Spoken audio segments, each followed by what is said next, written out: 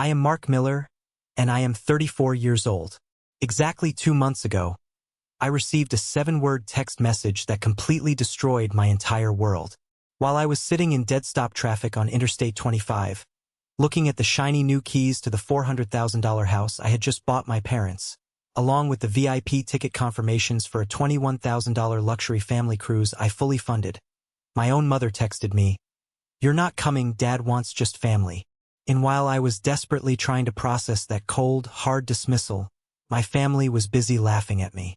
They were mocking me in a secret group chat, calling me a pathetic fool who was good for nothing but swiping a credit card.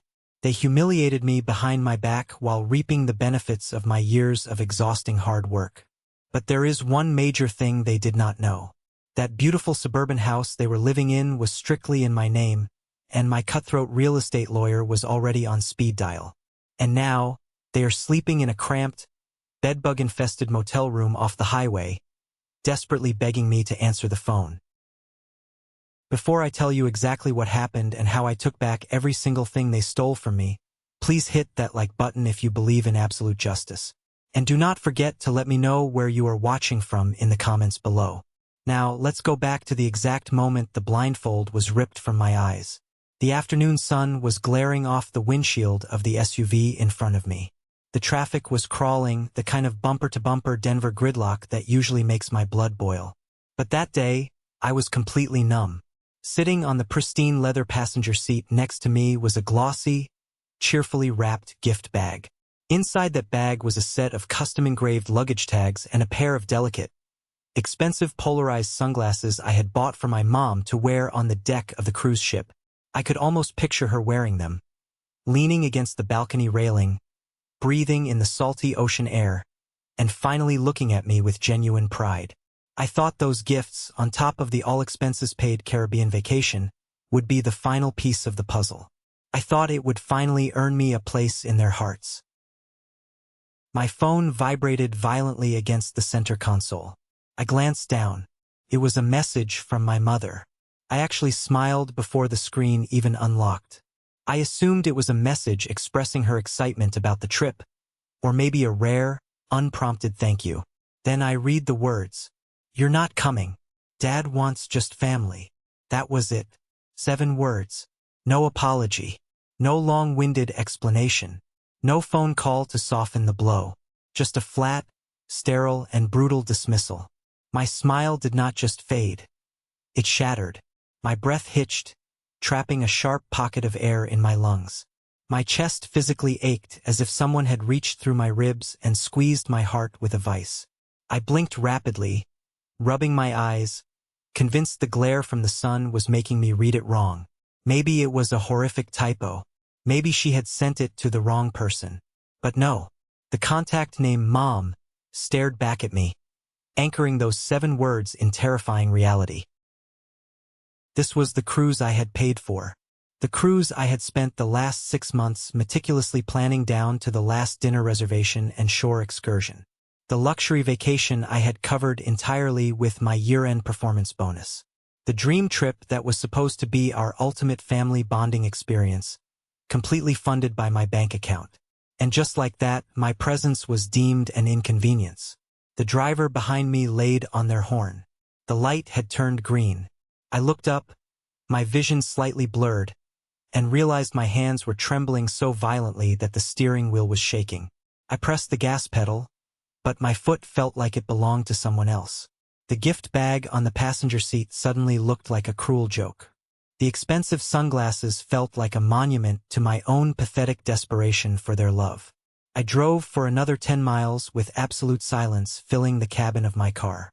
My mind was a chaotic storm of memories, but one clear, deafening realization began to rise above the noise.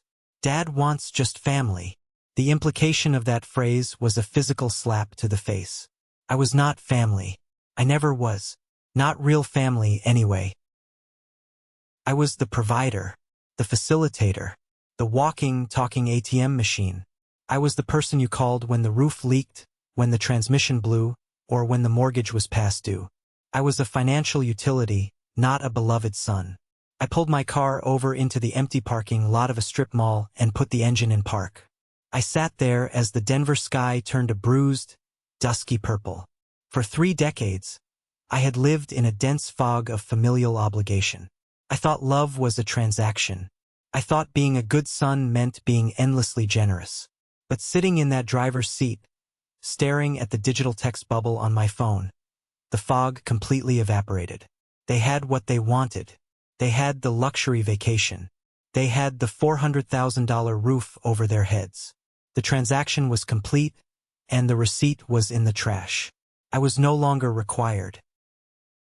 A cold, unfamiliar sensation began to spread through my veins. It was not sorrow. The time for crying had passed. It was a glacial, terrifying clarity. I picked up my phone, bypassed my mother's contact, and scrolled down to the letter J. I pressed dial. "James," I said, my voice steady and devoid of any emotion as my lawyer answered the phone. "That property on Elm Street, the one I let my parents move into. I want you to start the paperwork to list the real estate on the market. Immediately. I want a buyer by the end of the month." I hung up the phone. I looked at the gift bag one last time, grabbed it, and tossed it into the back seat. The rescue missions were officially over. To truly understand the absolute audacity of what my parents did, you have to understand the foundation our relationship was built on. Growing up, I was thoroughly convinced that the word love was spelled rescue. My entire existence in the Miller household revolved around a single unspoken job description. Be the fixer. Be the responsible one. Be the miniature adult who cleans up the catastrophic messes you did not create. It started out small when I was just a kid. My younger brother, Vincent, would break a window playing baseball in the house, or he would fail a class because he refused to do the homework. I would be the one to step up, take the heat, or sit up with him until 2 in the morning doing his assignments. I did it because my parents were constantly stressed about money and life, and Vincent's tears always magically erased his guilt. I learned at a very young age that my quiet, uncomplaining sacrifice was much easier for my parents to digest than a loud, messy confrontation. Vincent was the golden child. I was the janitor. The first massive rescue operation happened when I was 16 years old. The 2008 financial crash hit our family like a Category 5 hurricane. My dad ran a small, independent construction business, and when the housing market went belly up, his company folded overnight. I vividly remember the heavy, suffocating silence that draped over our house during those months. The phone would ring, and my parents would just stare at it, terrified it was another debt collector. Dad spent his days sinking into the living room couch, watching daytime television with the volume muted, stewing in a toxic mixture of depression and wounded pride. Meanwhile, Mom was in the kitchen trying to stretch a single box of generic mac and cheese into dinner for 4 days straight. I was a junior in high school, and while my friends were going to football games and prom, I was working 2 grueling part-time jobs. From 3 to 7 in the afternoon, I stocked heavy cans at a local grocery store. From 8 to midnight, I wiped down sticky tables and scrubbed pots at a greasy spoon diner out on the highway. I would come home smelling like bleach and stale French fries. My paychecks were incredibly small, barely a drop in the bucket, but to me they were my entire world. That money was my college fund. It was my ticket out of that suffocating environment. One bitter Tuesday night, I came home after a double shift. The house was completely dark except for a single dim bulb over the kitchen table. My mom was sitting there, her face buried in her hands, quietly sobbing over a massive stack of past-due utility and mortgage bills.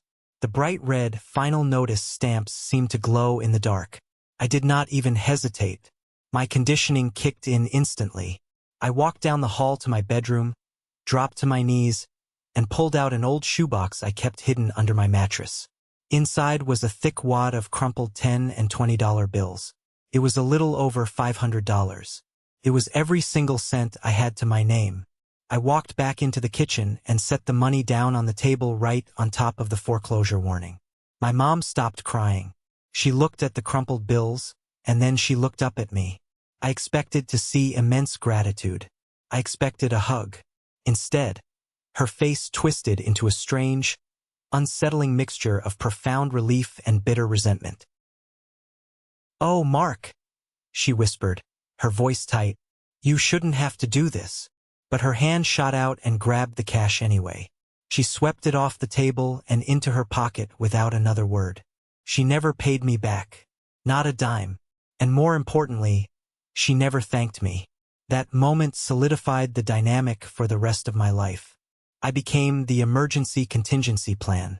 When it came time for college, Vincent decided he absolutely had to go to an expensive, out-of-state private liberal arts school.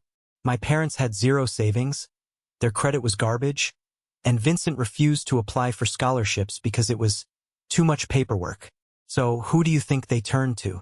I was 22, working my first entry-level corporate finance job, living in a shoebox apartment, and eating ramen noodles to pay off my own student debt.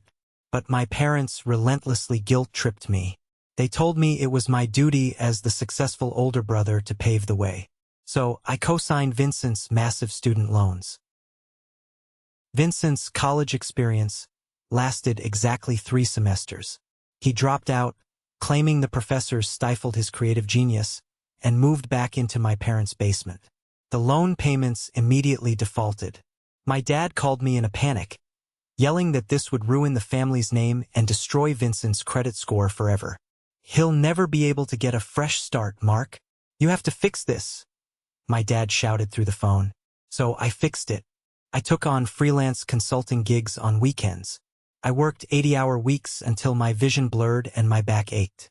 Took me 4 brutal years, but I paid off every single cent of Vincent's student debt using my salary. When I handed Vincent the final zero balance statement, his only response was a smug smirk. "Man, you're so lucky you're obsessed with money and numbers," he chuckled, as if my grueling labor was just a quirky hobby and not a desperate attempt to save him from financial ruin. Vincent never held a steady job. He bounced from one ridiculous startup idea to another. A craft brewery that never opened, an app that never launched, all funded by my parents. And my parents, in turn, were quietly funded by me. I was paying their car insurance. I was covering their property taxes. Every unexpected medical bill, every broken water heater, it all landed squarely in my lap. They didn't call me Mark anymore. They called me the responsible one. For years, I wore that title like a badge of honor. I foolishly believed it meant they respected me. I never realized that responsible was just their secret code word for convenient. My career skyrocketed in my late 20s. I was promoted to a senior financial director role. By the time I was 33, I was making a very comfortable 6-figure income, had a robust 401k, and a flawless credit score. You would think my parents would be incredibly proud. Instead, my financial stability seemed to deeply offend them. It highlighted their own massive failures, and they hated me for it. The ultimate slap in the face came a year ago. My parents were being evicted from their rental house because the landlord was selling the property. They were in a total panic, facing the very real prospect of homelessness. So, I stepped up for the ultimate rescue. I found a beautiful, 3-bedroom suburban home in a quiet, safe neighborhood. It was listed at $400,000. I put down an $80,000 cash down payment, secured the mortgage entirely in my name, and handed them the keys. All they had to do was pay the basic utilities. I thought this grand gesture would finally earn me their unconditional love. But on the day I moved them in, my mom walked through the spacious living room, ran her hand over the granite countertops, and sighed heavily. "It's a bit flashy, don't you think?" she muttered, not even looking at me. "Money really changes people, Mark. It makes them cold and materialistic. I just hope you don't lose your soul in all this corporate greed." My dad grunted in agreement from the hallway. "Don't forget where you came from, boy. And make sure the spare bedroom is set up nice for Vincent. He needs a quiet space for his new podcast studio." I stood in the kitchen of the home I just bought for them, feeling completely invisible. I swallowed the massive lump of hurt in my throat and nodded. I never forgot where I came from. That was my fundamental flaw. I never forgot the look on my mother's face when she took my last $500. I was so terrified of losing them that I let them bleed me dry. But all of that was about to change. The idea for the Caribbean cruise started exactly the way all of their financial ambushes did, with a perfectly choreographed theatrical performance over dinner. It was a chilly Friday evening in early November. I had invited my parents, Vincent, his incredibly entitled fiancée Chloe, and my Aunt Carol over to my downtown condo for Thanksgiving dinner. I had spent all day cooking a massive turkey, trying to create the perfect holiday atmosphere. For a fleeting hour, as we sat around my expensive mahogany dining table, things actually felt somewhat normal. Then, right as I was slicing the pecan pie, Aunt Carol leaned back in her chair and let out a dramatic, wistful sigh. She was my mother's older sister, and she was the undisputed mastermind of family guilt trips. You know, Aunt Carol said, her voice dripping with artificial melancholy as she stared out the window at the city skyline. Susan and Richard have worked so hard their entire lives. It breaks my heart that they've never seen the world. Never even been to the Caribbean. My mom picked up her cue with Oscar-worthy precision. She lowered her eyes and dabbed at the corner of her mouth with a napkin. Oh, Carol, don't start. We could never afford something like that. Cruises are for people with disposable income, not for people like us who are just struggling to get by. She shot a fleeting, calculated glance in my direction. Vincent, who was aggressively scrolling through social media on the brand new iPhone I had bought him for his birthday, snorted. Yeah, it must be nice to just throw money around on vacations. Chloe and I are so stressed with the wedding planning, we desperately need a break. But, we're actually humble. I looked around the table.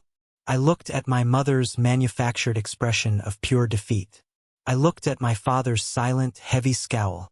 I looked at Vincent and Chloe's aggressive sense of entitlement. It was a perfectly executed trap, and I walked right into it with open arms. A tiny, desperate voice inside my head whispered, "This is it. This is how you make them happy. This is how you prove you belong." "Let me handle it," I said, the words tumbling out of my mouth before my brain could stop them. I just got my end-of-year promotion bonus. It was a massive quarter for the firm. Let me book a family cruise for all of us. As my gift. The table went completely silent. Then the fake protests began. It was the kind of weak, hollow protesting that practically begs you to insist harder. "Oh, Mark.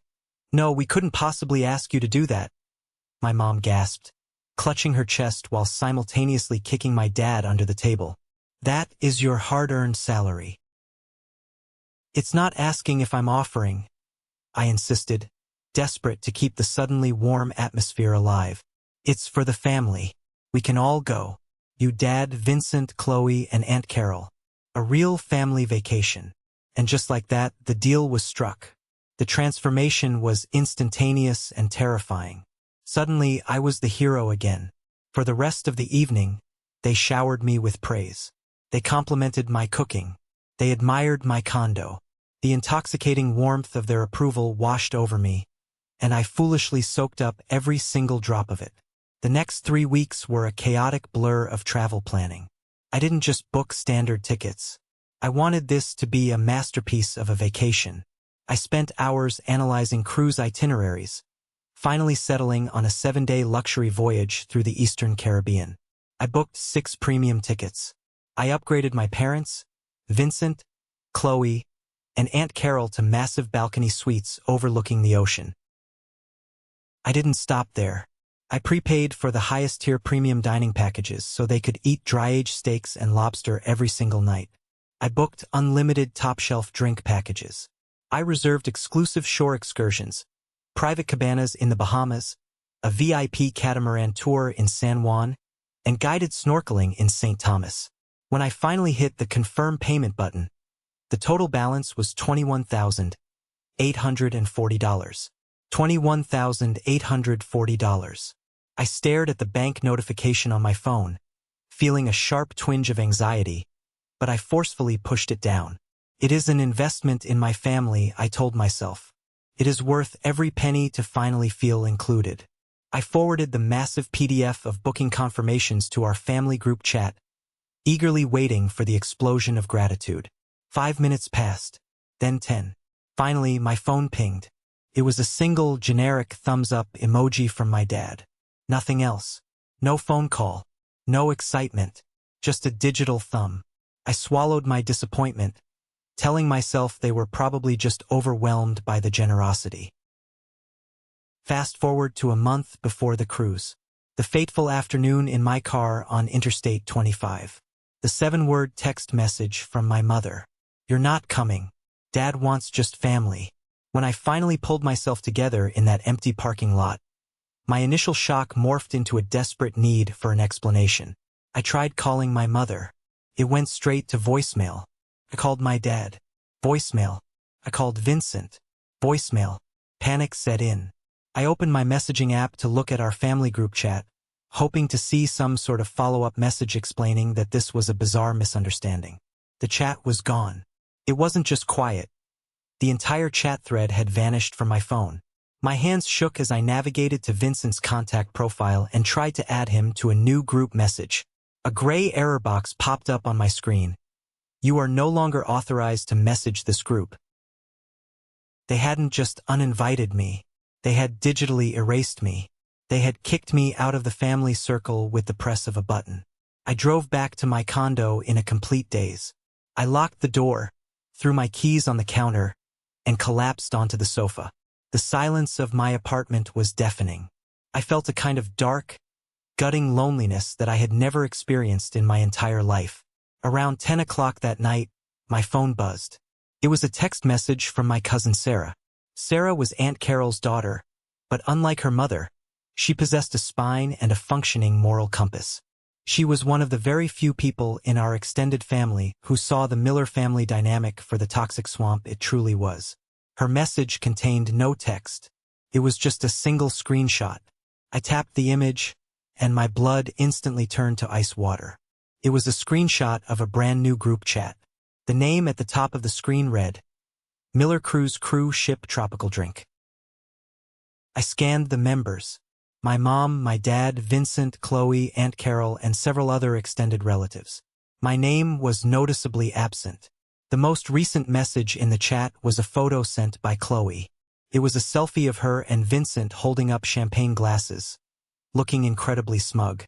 Beneath the photo was a caption that burned itself into my retinas. "Chloe, so incredibly excited for a drama-free, luxury vacation. Thank God Mark decided he was too busy with his fancy corporate job to come. It's going to be so much more relaxing without his constant controlling energy killing the vibe." And right beneath that, my own mother had replied, "Mom, I know, honey, is a blessing in disguise. He thinks his money buys him the right to dictate our lives. We deserve this break to just be a real family without him looking down his nose at us." I stopped breathing. The sheer, unadulterated cruelty of it was staggering. They had hijacked the narrative. They were actively taking the $21,000 luxury vacation I had paid for out of my own pocket, and they were painting me to the rest of the extended family as an arrogant, neglectful corporate snob who was too self-important to even show up. I was not uninvited. I was discarded and replaced as the villain in their delusional story. I sat in the dark living room, the pale blue light of my laptop screen illuminating my face as I pulled up the cruise invoices. There it was, line after line. Billed to Mark Miller. Primary cardholder, Mark Miller. Contact email, Mark Miller. Every single aspect of their upcoming dream vacation. Every sip of premium liquor they planned to drink.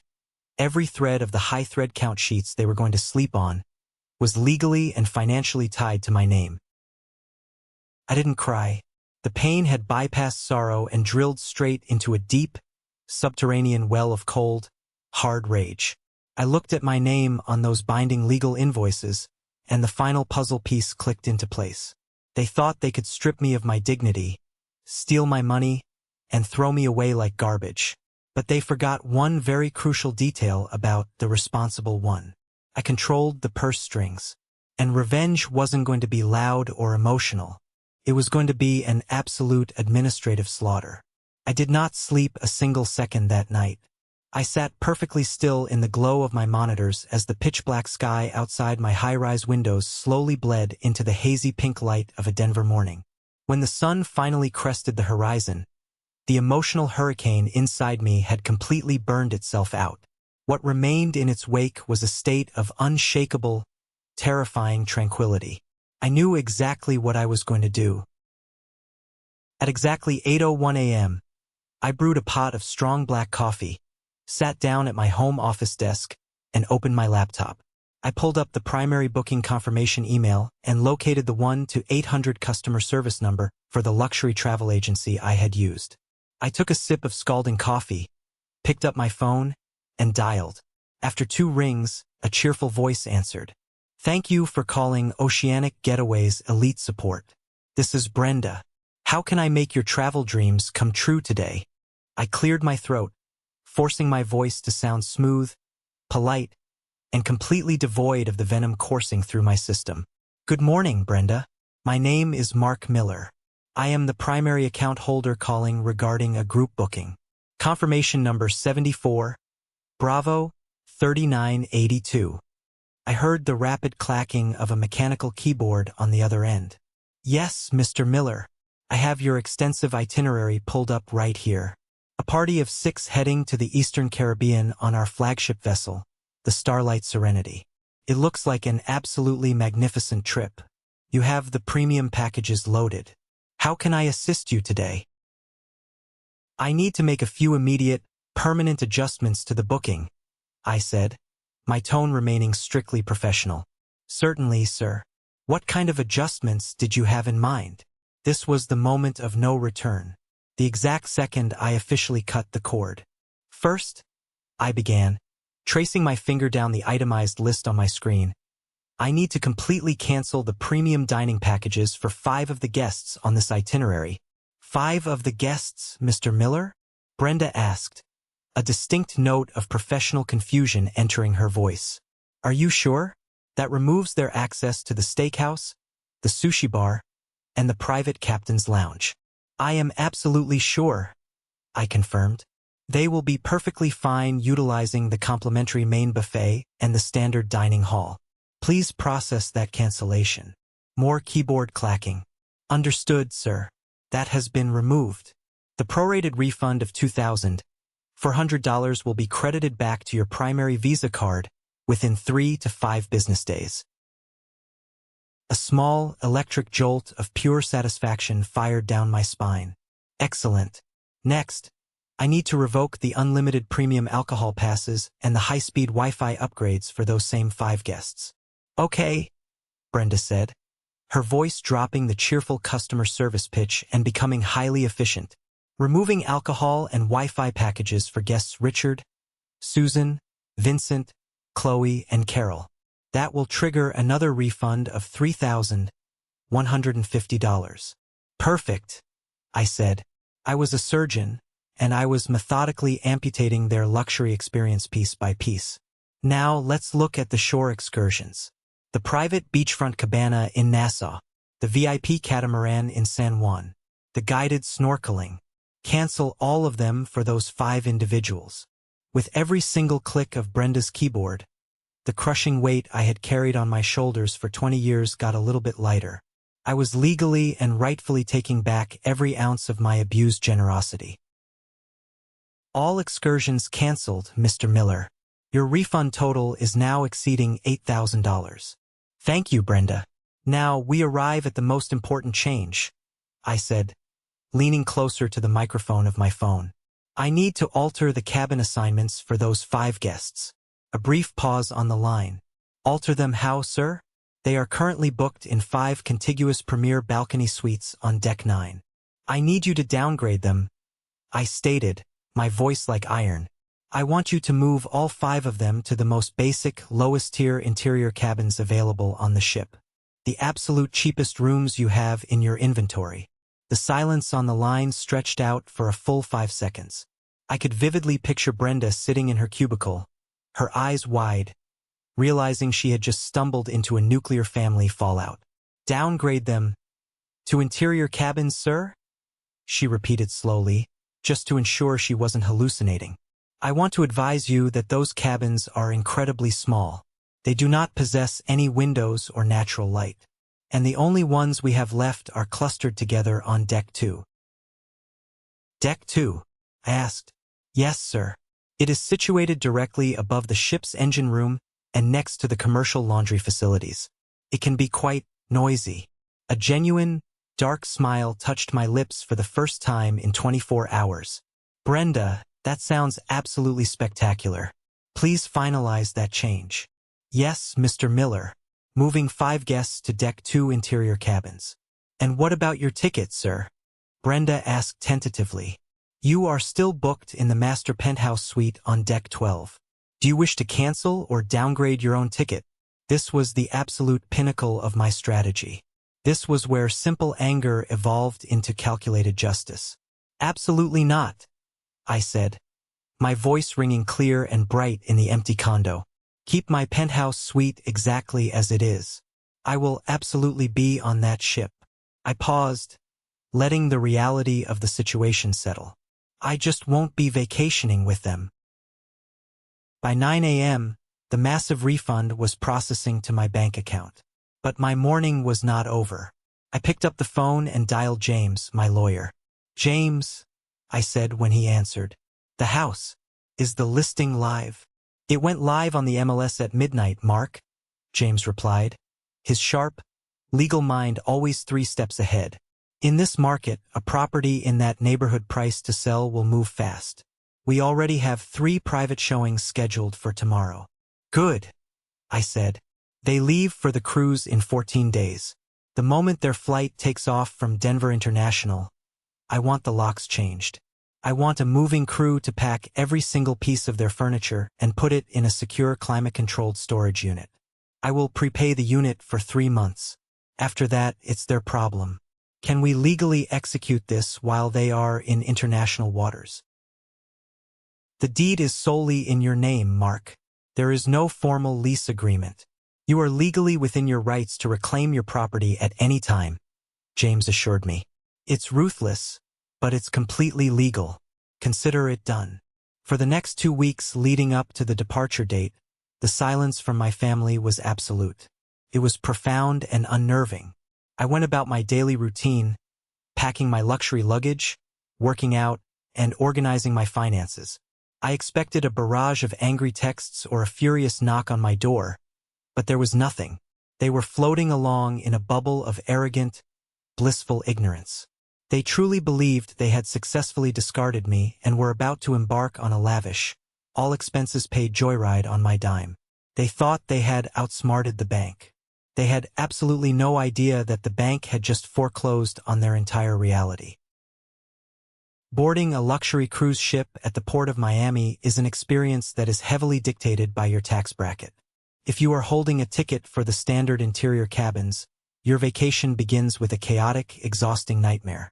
You are forced to stand in a massive, sweltering concrete terminal alongside thousands of other sweaty, frustrated passengers.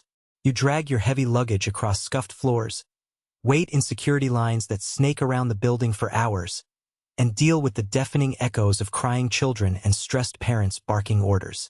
But if your name is attached to the master penthouse suite, you exist in an entirely different universe. When my black car pulled up to the curb at Terminal A, I did not even have to touch my own luggage. A dedicated porter dressed in a crisp white uniform immediately greeted me by name. I bypassed the sea of frustrated travelers and was personally escorted through a pair of frosted glass doors into the VIP Platinum Lounge. The air inside was cool and smelled faintly of expensive citrus. A private concierge handed me a chilled glass of vintage champagne and a hot towel. Within 10 short minutes, I had cleared a private security checkpoint and was stepping into a glass elevator that shot directly up to Deck 12, entirely separate from the general population. The penthouse suite was nothing short of breathtaking. It was larger than my first 3 apartments combined. I walked through the double mahogany doors into a sprawling living room featuring a grand piano, a full wet bar, and a massive sectional sofa wrapped in white leather. The marble bathroom boasted a massive soaking tub situated right next to a floor-to-ceiling window overlooking the Atlantic Ocean. But the true masterpiece was the private wraparound balcony that offered an unobstructed, panoramic view of the horizon. Resting on the solid oak dining table was a handwritten welcome note from the ship's captain, accompanied by a complimentary basket of exotic fruits and a bottle of scotch that cost more than my first car. I unpacked my tailored suits in the massive walk-in closet, stepped out onto the balcony, and let the warm Florida breeze hit my face. My hard-earned salary, my late nights staring at financial spreadsheets, and that massive corporate promotion had bought me this absolute sanctuary. For the first time in my entire adult life, looking down at the massive ship below me, I felt completely untouchable. I spent my first 24 hours on the Starlight Serenity in total isolation. I ordered a prime rib dinner through my dedicated 24-hour butler service, drank my expensive scotch, and watched the neon Miami skyline slowly fade into the deep blue horizon. I knew my family was somewhere on this massive floating city. I pictured them arriving at the terminal, completely expecting to be ushered into the VIP lounge with champagne, only to be handed cheap blue plastic wristbands and directed toward the mile-long standard boarding line. I imagined the sheer, unadulterated horror on my mother's face when they finally dragged their heavy suitcases down the narrow hallways of Deck 2. I could perfectly envision my father's rage when he opened a heavy metal door right next to the commercial laundry room and realized they were squeezing into a windowless, closet-sized interior cabin that constantly vibrated from the ship's massive engine blocks directly below them. By the second evening, my curiosity finally outweighed my desire for absolute solitude. I decided to leave my penthouse oasis, take the private elevator down, and walk over to the Lido deck, where the main complimentary buffet was located. The buffet was a chaotic sensory overload. It was a massive, sprawling room filled with clattering plates, loud conversations, shouting teenagers, and the heavy, greasy smell of fried food and generic pasta stations. I grabbed a small plate of fresh fruit and found a quiet corner table near a window, simply observing the massive crowd. It took me less than 5 minutes to spot them. They were standing in the dessert line, and they looked absolutely unequivocally miserable. My dad's face was a thundercloud of raw, unfiltered anger. He was wearing a wrinkled polo shirt, and his posture was rigid with indignation as he shoved his tray down the metal rails. My mom looked physically exhausted. Her shoulders were slumped, and her eyes darted around the dining room nervously, as if she was terrified someone from her country club might miraculously be on this ship and see her eating at a public buffet. Vincent and Chloe were aggressively arguing about something near the soft-serve ice cream machine.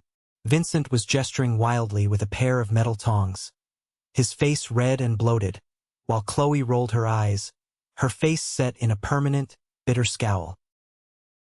The toxic cloud of their collective misery was palpable even from 50 feet away across a crowded room. My mom was the first one to spot me. Her gaze swept over the chaotic dining room, searching for an empty table, and locked directly onto my face. She froze entirely. The metal serving spoon in her hand hovered motionless over a tray of chocolate cake. All the color instantly drained from her face, leaving her looking pale, shocked, and genuinely terrified. She aggressively nudged my father in the ribs. He grunted, turned his head, and immediately followed her line of sight. When my dad saw me sitting there, calmly eating a slice of pineapple in my tailored linen shirt, his eyes narrowed into dark, hateful slits. He did not look surprised. He looked furious. He glared at me as if my mere physical existence was a deliberate, calculated insult to his authority. Finally, Vincent and Chloe noticed where my parents were staring and turned around. Vincent's face flushed a deep, ugly crimson.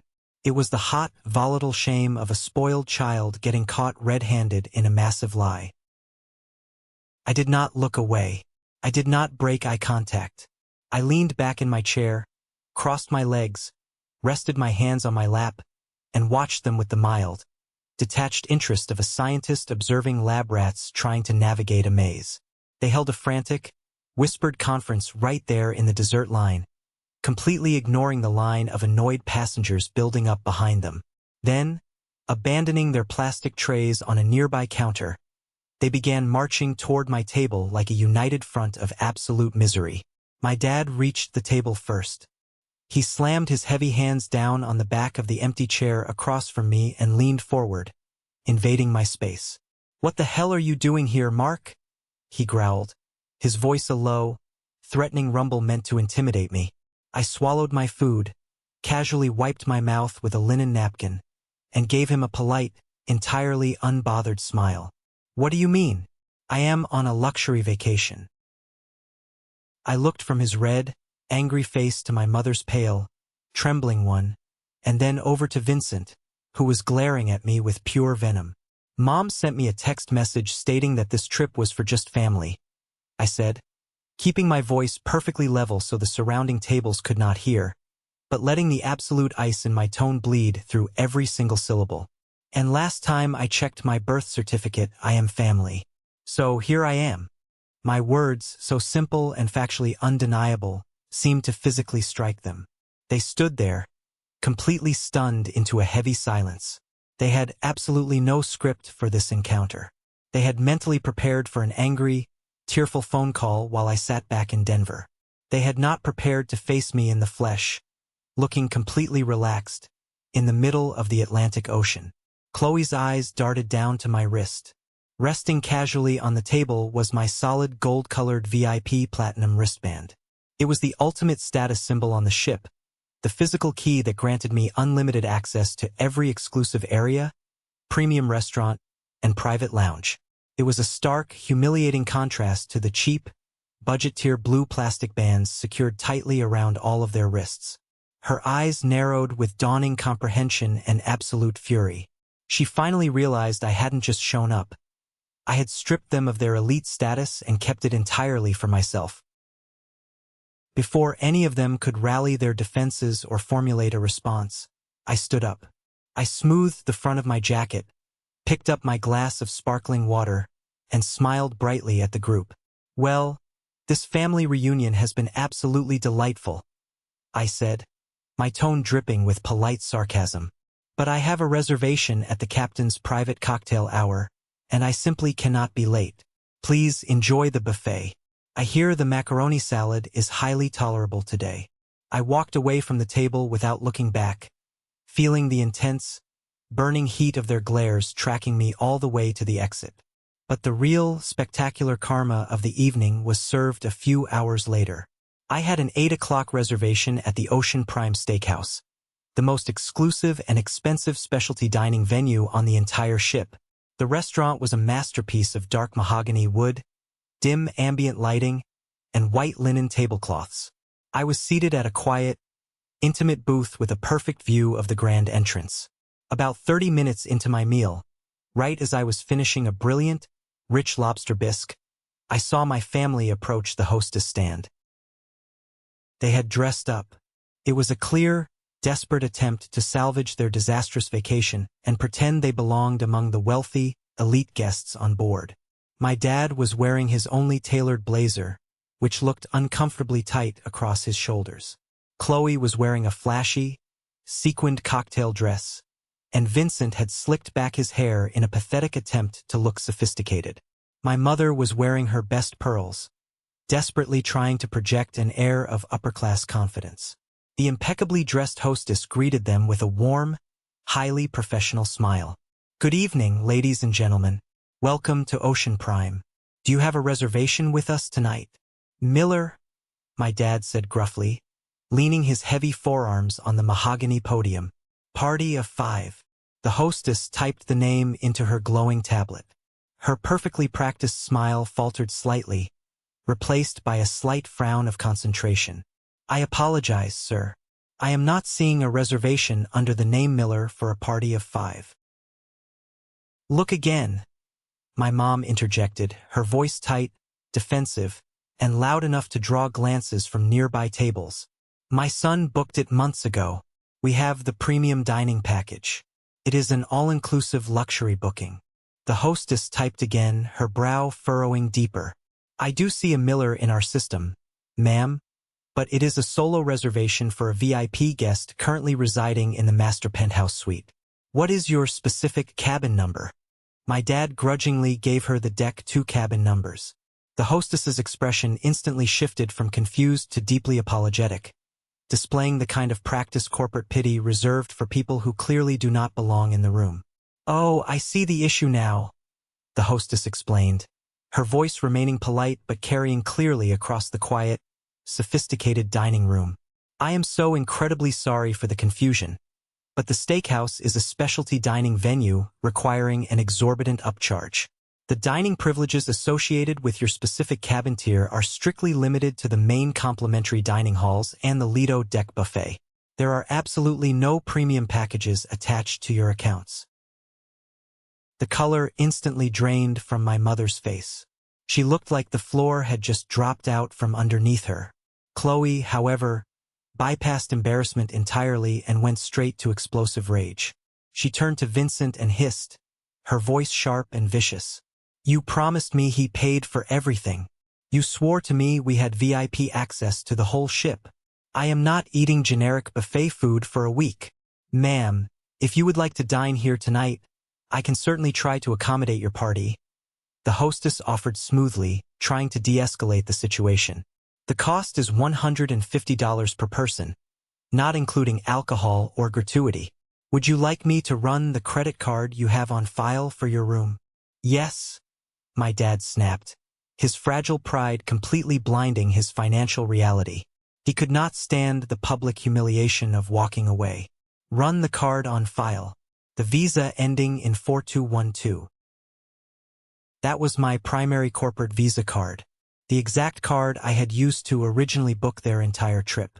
The hostess tapped her screen, waited 3 agonizing seconds, and looked up with a grimace that signaled total defeat. "Sir, I am so sorry, but that card has been officially restricted by the primary account holder. Cannot be used for any onboard purchases whatsoever. The transaction has been declined. Do you have another form of payment?" They stood there for a full minute, completely frozen in the harsh spotlight of their own public humiliation. Other wealthy diners had paused their conversations and were openly staring at the commotion at the front door. My father's jaw was clenched so tight I genuinely thought his teeth might shatter. Without another word, he turned on his heel and stormed out of the restaurant, his face burning red. My mother followed closely behind him, hiding her face behind her purse. Vincent and Chloe trailed behind, actively and loudly arguing with each other all the way down the corridor. I took a slow, deliberate sip of my expensive Cabernet Sauvignon. A few minutes later, my waiter, a highly professional Italian man named Marco who had witnessed the entire pathetic exchange from the service station, approached my table to clear my empty soup bowl.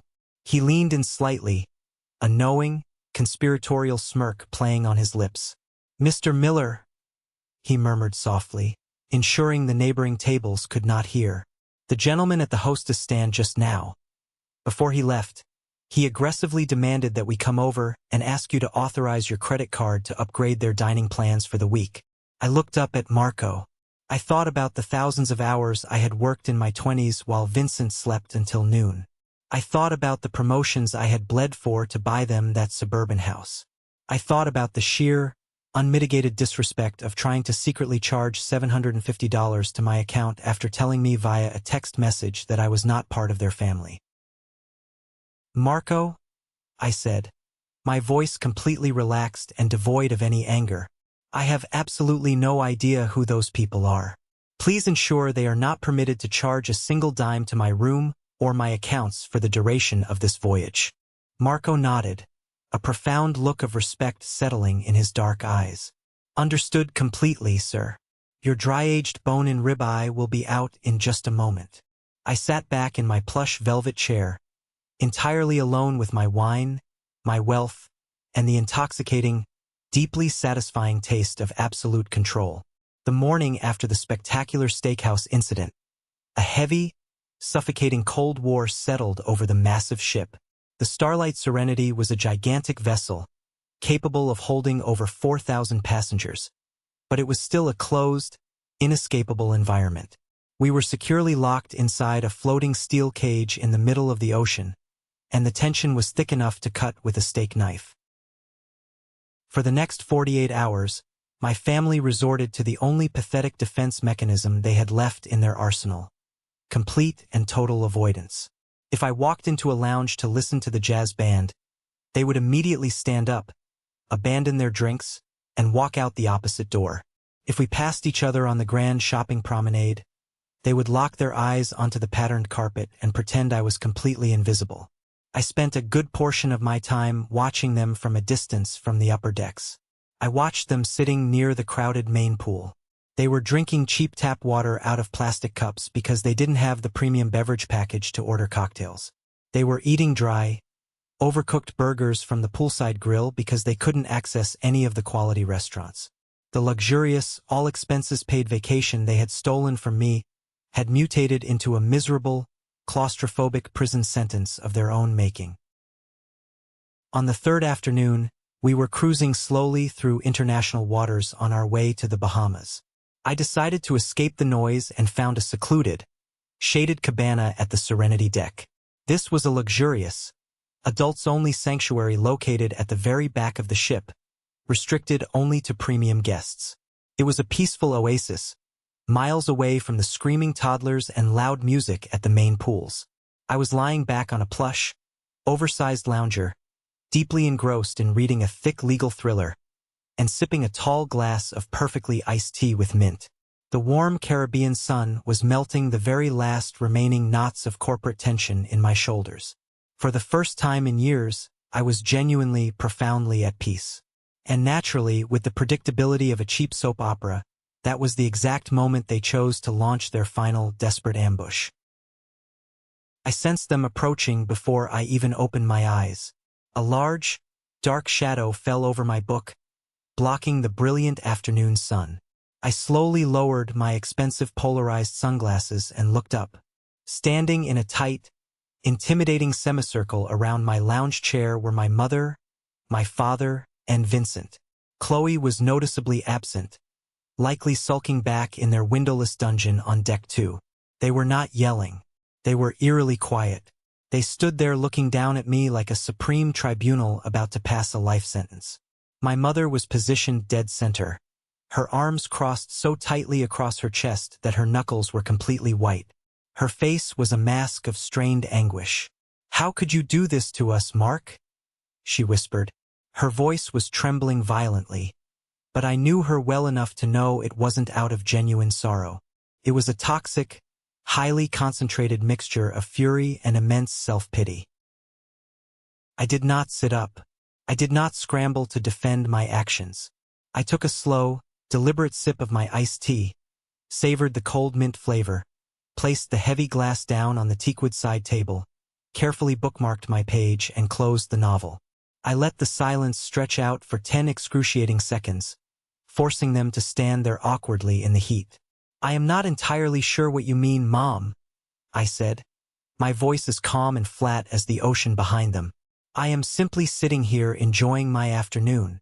Do not play stupid with us, Mark," Vincent snapped, taking an aggressive step forward. His face was blotchy, and his fists were clenched tightly at his sides, veins popping in his forearms. "You know exactly what you did. You downgraded our rooms.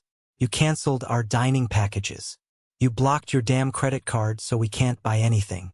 We are the laughingstock of this entire ship. Chloe is having a meltdown in the cabin and threatening to call off the wedding because her luxury vacation is completely ruined. People are staring at us everywhere we go," my mom added, her voice finally cracking into a dramatic sob. "They see these horrible blue plastic wristbands. They hear us getting turned away from the restaurants. We look completely ridiculous, Mark. You are punishing your own flesh and blood over a simple misunderstanding." And there it was, the absolute, undeniable core of their entire existence laid bare. They were not confronting me because they felt guilty about betraying me.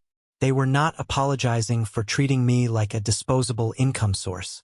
They were solely and entirely upset because their public image had been damaged.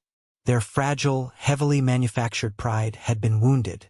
They were humiliated because they could not pretend to be rich anymore, and in their twisted, delusional reality, that lack of status was entirely my fault. I looked up at my mother's contorted face, at the fake tears pooling in her eyes, and the last, lingering thread of my childhood attachment to her simply snapped. I did not feel rage.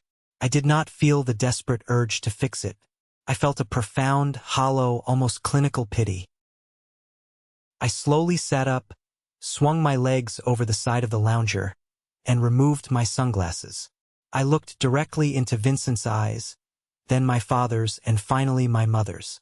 "You look ridiculous," I repeated, my voice quiet, cold, and carrying exceptional weight in the peaceful silence of the Serenity deck. Several wealthy passengers in nearby cabanas had lowered their books and were openly watching the drama unfold, completely captivated. "Let me see if I have the objective facts straight," I continued, speaking clearly and articulating every single word. "You happily accepted a $21,000 luxury vacation that I fully paid for with my salary. Then, you uninvited me via a 7-word text message because my presence would, quote, kill the vibe. You told the rest of our extended family that I was an arrogant corporate snob who was too busy with work to show up. You kicked me out of the family group chat so you could mock me behind my back and post selfies celebrating my absence. You did all of that malicious, calculated work, and you actually have the unmitigated audacity to stand here and tell me that you are the victims." My mother flinched violently, taking a physical step backward as if I had struck her. Her mouth opened, but no sound came out. Her mind raced to find a counter-argument, but she had completely lost control of the narrative. "You're just a petty, vindictive sociopath, Mark," Vincent sneered, his mask of entitlement completely slipping to reveal pure, unadulterated hatred. "This is all about money with you. It always has been. You think just because you have a fat bank account and a fancy title, you can treat us like garbage. Well, let me tell you a secret. Bro, money doesn't buy class." The sheer hypocrisy of that statement was absolutely breathtaking. Coming from a 29-year-old man who had never held a real job, who had his massive college debts paid off by my late-night shifts, and who was currently standing on a cruise ship funded entirely by my credit card, it was so staggering it was almost poetic. I stood up. I was several inches taller than Vincent, and I used every ounce of that physical advantage. I stepped directly into his personal space, forcing him to look up at me. "You are absolutely right, Vincent," I said, my voice dropping to a lethal, quiet whisper. "Money does not buy class, but it does buy real estate. It buys high-powered legal retainers, and it buys penthouse suites. And as of this exact moment, I am officially done buying yours. You are cut off. All of you." My father, who had been hiding silently behind my mother's theatrical display the entire time, finally broke his silence. His face was a dark, dangerous shade of purple. "You arrogant, ungrateful little bastard," he spat, pointing a shaking, calloused finger directly at my chest. "You are dead to us. Do you hear me? You are no longer my son." "The feeling is entirely mutual, Richard," I replied without blinking, looking him dead in the eye. My dad grabbed my mother's arm, roughly pulling her away. Vincent shot me one last look of absolute venom, his chest heaving, before turning and storming off after them. They marched back toward the elevators leading to the cheap decks, retreating permanently into the miserable reality they had created for themselves. I sat back down on my plush lounger. I picked up my iced tea, looking at my hand, realizing my fingers were perfectly steady. The massive confrontation I had been dreading my entire life was over in less than 4 minutes, and I had survived it without a single scratch. Later that afternoon, as the ship sailed toward the golden sunset, the final nail in the coffin was delivered. I was sitting on my private balcony when my cell phone chimed with an incoming email notification. It was a secure message from James, my real estate lawyer back in Denver. I opened the encrypted PDF attachment. It was the final settlement statement from the title company. "Mark," the email read, "the real estate transaction on the Elm Street property is officially closed. The cash buyer was highly motivated to close quickly. We avoided any protracted legal delays or the threat of a prolonged lawsuit. The title has been successfully transferred. The funds, minus closing costs, have been wired directly into your primary investment account. The moving company successfully packed the entire property this morning. All of their personal belongings are locked in the storage unit off Highway 70. The keys have been handed over to the new owners. Enjoy the rest of your vacation." I locked my phone screen, leaned my head back against the cushion of my chair, and took a deep, cleansing breath of ocean air. The massive financial anchor that had been dragging me down to the bottom of the ocean for 20 years had finally been cut. I was completely free. Let's pause for a moment. Thank you for staying with me this far, you're truly amazing. Please help me by liking the video and commenting the number 1 below so I know you've been here with me until this point. This not only helps more people discover this story, but also lets me know that my experiences mean something to someone. Your support is the greatest motivation for me to keep sharing the rest of this journey. On the final morning of the cruise, the massive Starlight Serenity docked smoothly back at the port of Miami under a gray, overcast sky. The festive, relaxed atmosphere of the past week immediately evaporated, completely replaced by the high-stress chaos of 4,000 passengers aggressively trying to disembark and catch their flights. I enjoyed a quiet, leisurely breakfast in the VIP suite lounge, eating fresh pastries and drinking premium espresso, completely avoiding the crowded gangways. As I sat there, my mind was sharp and intensely focused. The vacation was officially over, but my administrative execution was not quite finished. I opened my laptop and connected to the high-speed port Wi-Fi. Months before the betrayal, when I was still trying to buy their love, I had meticulously planned their travel logistics. I had booked a luxury black car service to pick them up from the port and drive them to a highly rated, expensive airport hotel. They were supposed to spend the night relaxing by the hotel pool before their early morning flight back to Denver the next day. I pulled up the black car dispatch portal, entered the long confirmation number, and clicked Cancel Service. Next, I logged into the hotel's website, found the reservation under my name, and hit Revoke Booking. Both refunds hit my pending transactions list instantly. I packed my laptop, gathered my high-end luggage, and walked off the ship via the priority exit. I didn't look back. I caught an Uber to Miami International Airport and boarded my first-class flight home to Colorado. I knew exactly what was happening at the port behind me.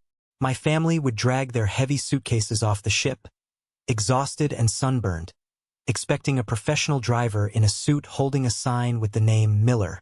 They would stand on the hot, crowded Miami curb for hours, sweating in the humidity, their frantic calls to my blocked number going straight to voicemail. They would eventually have to swallow their pride and spend their own money on too expensive, cramped taxis to the hotel, only to stand at the marble front desk and be told they had no reservation and the hotel was completely booked for the night. They were stranded in a major city they didn't know, forced to navigate the logistical and financial consequences of their own toxic actions. But the Miami inconvenience was merely a gentle, uncomfortable prelude to the absolute devastation waiting for them in Colorado. My flight landed in Denver late that evening. I went straight to my downtown condo, dropped my bags, poured myself a generous glass of Kentucky bourbon, and waited. I knew their flight was scheduled to land the following afternoon. At exactly 4:15 p.m. the next day, my phone began to ring. It wasn't my parents or Vincent. They were permanently blocked on my device. It was my Uncle Tom, my dad's younger brother. Uncle Tom was the kind of guy who always tried to play the neutral peacekeeper at family gatherings, but ultimately always sided with whoever was currently writing the checks. I stared at the caller ID, letting it ring 3 times before calmly answering. "Hello, Tom." "Mark. What in the absolute hell is going on?" Tom was practically screaming into the receiver. His voice was frantic, breathless, tinged with a level of pure panic I had never heard from him before. "Your parents just called me from the front porch of the Elm Street house. They took a cab straight from the airport. Mark, the locks are changed, the keys don't work, and there is a strange family eating dinner in the dining room. Did the bank foreclose on you? What happened?"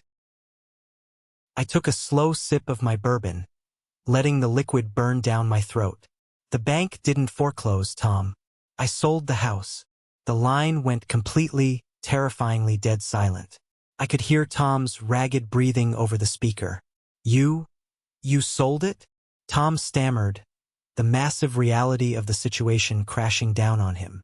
"Mark, you can't do that. That was their home. You just left your parents entirely homeless. How could you be so utterly ruthless to your own blood?" "It was my property, Tom. My name was on the deed. I bought it, I maintained it, I paid the property taxes, and I liquidated it, I said, my voice dangerously calm and precise. They explicitly informed me I was no longer part of the family. So, I removed my financial assets from their lives. Their belongings are in a paid storage unit off the highway. They can figure out their own housing situation from here on out. You don't understand what you've done, Tom yelled, his panic causing him to completely lose his filter and abandon his neutral facade. Mark, they needed that house. Richard and I had a meeting scheduled with the loan officers at the bank next week. He was going to have you sign over a power of attorney so we could leverage the equity in that property. We needed a massive home equity loan to fund Vincent's new logistics company. If we don't get that capital infusion, Vincent is going to face a massive lawsuit from his early investors. I froze. My grip on the glass tightened until my knuckles turned white. There it was, the ultimate horrifying truth. The main twist in this sickening family saga. They weren't just kicking me off a cruise to spare themselves my company because I killed the vibe. They were actively plotting to commit massive financial fraud against me. My father was planning to secretly leverage a $400,000 asset that I completely owned, plunging my pristine credit into massive, inescapable debt, just to bail his golden child out of another catastrophic business failure. They were going to steal my financial future to fund Vincent's endless delusions. The cold rage I felt on the cruise multiplied tenfold, but it was immediately followed by a profound, overwhelming sense of relief that made me dizzy. My drastic, ruthless reaction to a simple text message hadn't just been petty revenge. It had literally saved my financial life. Well, Tom, I said, a dark, chilling laugh escaping my throat. It sounds to me like Richard and Vincent have a very serious legal problem on their hands. I strongly suggest they hire a very good lawyer. Do not ever call this number again. I hung up the phone and blocked his contact immediately. The empire of lies they had built on my back had completely collapsed, and they were buried under the rubble. 6 months have passed since that incredible phone call with Uncle Tom. Half a year of absolute, glorious, uninterrupted silence. The transformation in my life since cutting that toxic cord has been nothing short of miraculous. Without the constant, exhausting financial and emotional drain of rescuing my family from their own self-inflicted disasters, my career accelerated at a pace I never thought possible. My mind was completely clear, my energy was laser-focused, and I recently accepted a highly lucrative offer to become the chief financial officer of a major competing firm. My bank accounts and investment portfolios are thriving, my daily stress levels are virtually non-existent, and my downtown condo finally feels like a secure, peaceful fortress rather than a temporary waiting room for the next family crisis. I hired James, my lawyer, to draft an ironclad will and comprehensive estate plan.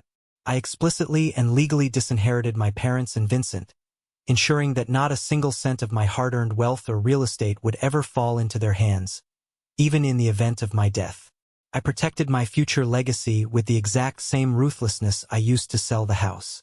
I treated my relationship with my family like a toxic business partnership that required a definitive, legally binding dissolution.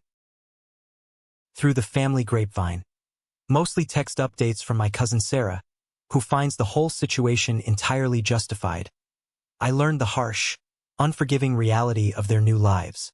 Without the massive equity of my house to steal, Vincent's fake logistics company completely collapsed under the threat of a massive lawsuit. His investors backed out, the creditors circled, and the crushing debt finally caught up to him.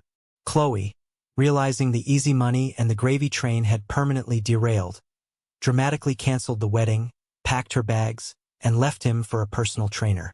Vincent is currently working as a shift manager at a big box retail store, forced to actually punch a time clock and deal with angry customers for the first time in his 29 years on Earth. He has no college fund to fall back on, no wealthy older brother to bail him out, and absolutely no choice but to face reality. My parents were forced to rent a cramped, 2-bedroom apartment in a rundown, noisy complex on the outskirts of the city. My dad had to swallow his massive, fragile pride and take a grueling job driving a delivery truck just to make the monthly rent payments. The grand illusion of their superiority has been entirely shattered. They are finally living the life they actually earned through their own choices, not the luxurious life I endlessly subsidized. When I heard the news, I felt like I had attended the funeral of the family I always desperately wanted. But in doing so, I finally gave birth to my own self-respect. Yesterday afternoon, I walked down to the lobby of my building to check my mail. Mixed in with the corporate letters, bank statements, and utility bills was a cheap, glossy postcard featuring a generic, faded photo of the Rocky Mountains. I flipped it over. The handwriting was shaky, but undeniably my mother's. Mark, it read. The ink slightly smudged. We are so incredibly sorry for everything. We made terrible mistakes. The apartment is so small, and your father's health is declining rapidly from the stress. We miss our family. We miss you. Please call us. A year ago, those words would have been the ultimate devastating weapon. They would have bypassed all my logic, struck the absolute core of my childhood trauma, and pulled me right back into their dysfunctional, abusive orbit. I would have felt an immense, crushing wave of guilt. I would have picked up the phone, ready to forgive their transgressions, ready to open my wallet, ready to rescue them all over again. But as I stood there in the brightly lit lobby, looking at the faded ink, I felt absolutely nothing. The emotional manipulation simply bounced harmlessly off the thick armor I had built around myself. I didn't feel anger. I didn't feel the desperate need to call her and scream my lungs out. I just felt a quiet, profound sense of absolute closure. You cannot negotiate with people who view your existence strictly as a financial utility. You cannot heal people who are absolutely determined to remain broken and entitled. I walked over to the stainless steel lobby trash can, tore the postcard neatly in half, and dropped it into the bin without a second thought. Tomorrow morning, I am boarding a first-class flight to Tokyo. It is a 3-week solo vacation, funded by me, planned by me, and experienced entirely for me. I am no longer the responsible one. I am no longer the emergency fund. I am just Mark. And for the first time in my 34 years on this earth, I realize that is more than enough. If you are listening to this and you are the person in your family who always gives, who always sacrifices, who always pays the bill and fixes the catastrophic mistakes, hear me clearly. Your value as a human being is not determined by your generosity. Love is not a financial transaction. If your family only respects you when your credit card is approved, you do not have a family. You have financial dependence. Do not wait until you are sitting in your car, completely broken by a cruel text message, to realize your own worth. Build your boundaries now. Build them tall, build them strong, and do not ever apologize for locking the door. Have you ever faced something similar with your own family? Have you ever had to permanently cut off the people who were supposed to protect you? Share your story in the comments below. We need to normalize protecting our peace and our assets. And please, don't forget to like and subscribe so you don't miss the next journey. Thank you for listening.